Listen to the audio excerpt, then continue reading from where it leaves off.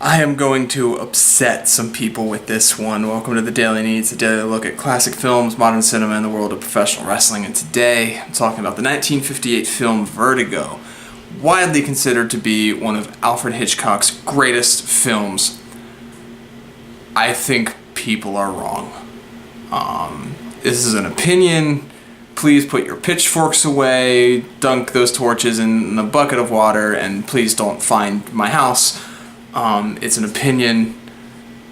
I don't like it. I don't think it's that great of a movie. I first saw this in college when I was studying Alfred Hitchcock, and this is one that we didn't actually watch in class. We watched it one evening. It was like a Thursday evening or something, middle of the week. As part of like a school-wide event. Like everyone was invited, but it was mostly just the Hitchcock kids and some other people. And I didn't like it then. I thought maybe it was because like I was busy doing other things. I was doing theater. I had other stuff on my mind. I also fell asleep partway through. So I was like, all right, I'm coming back to Vertigo. I'm gonna watch it again for this thing, and I'll give it a second chance. I'll clear my mind and just watch it again, see if I like it better this time. And I didn't. I still almost fell asleep.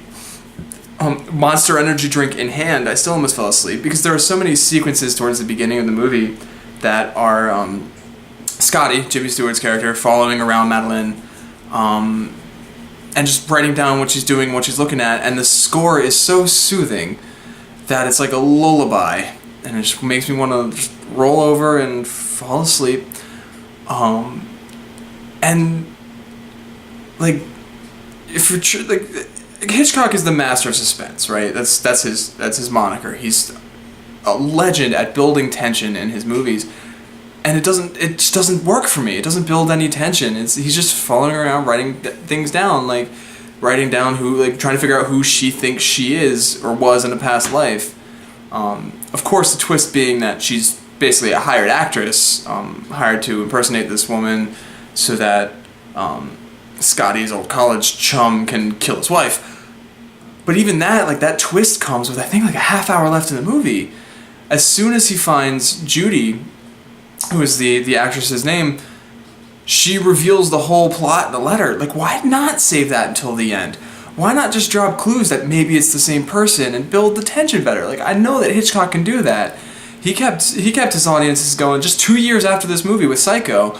He kept his audiences like on the edge, like who is killing these people? Is it Norman's mother? Like, what? Like, he worked it perfectly in Psycho and just kind of dropped the ball with Vertigo.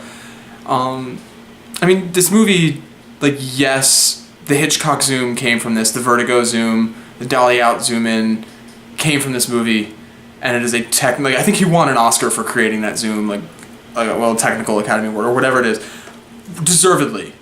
And it's really impressive every time I see it in this movie because it's so different. It's overdone a little bit now, but it looks more practical in this movie, and it looks great, and I love it. And there is the sequence towards the second, third act break with a little bit of cartoon in the dream. If you've seen the movie, you know exactly what I'm talking about. And I love that sequence. It's so different from anything else going on in 1958. But that sequence wasn't done by Hitchcock.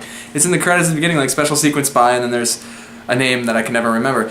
So I just think Hitchcock dropped the ball a little bit on this one. It's not his best story. Oh, okay, the story's fine, but it could have been told better. The reveal could have happened later.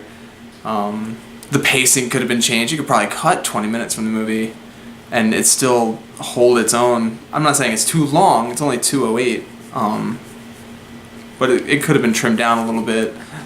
But again, this is just my opinion. I guess it just didn't relate to me in the same way that stuff like Notorious or North by Northwest or even The Birds, like some of his other movies have in the past. Just not a fan of it. Sorry, Hitchcock purists who worship the altar that Vertigo stands on. I was more of a fan of stuff like I said, North by Northwest, and a lesser known movie of his called Frenzy. I watched that in the same class. I think I watched it the same week as Vertigo and much preferred it. Ended up rewatching it a few times just on my own time because I thought it was a better movie. But that's my thoughts. It's, like I said, an opinion. and I can't change it. I wanted to like it. I gave it a shot, and it just didn't do it for me. Yeah. That's all I got time for today. Like, share, and subscribe. You can leave a comment in the comment section below. Put your pitchforks and torches down there, not at my front door, please. You can also follow me on Twitter at Daily Neitz. And until tomorrow, bye.